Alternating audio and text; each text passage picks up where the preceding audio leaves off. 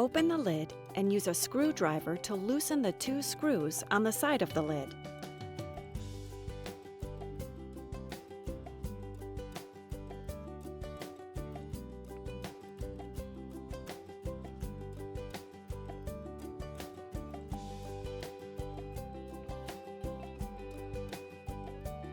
Lift the lid to remove it.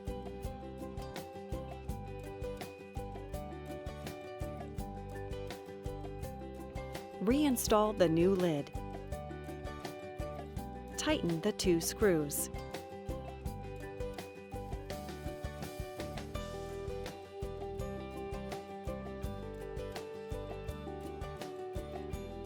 Close the lid.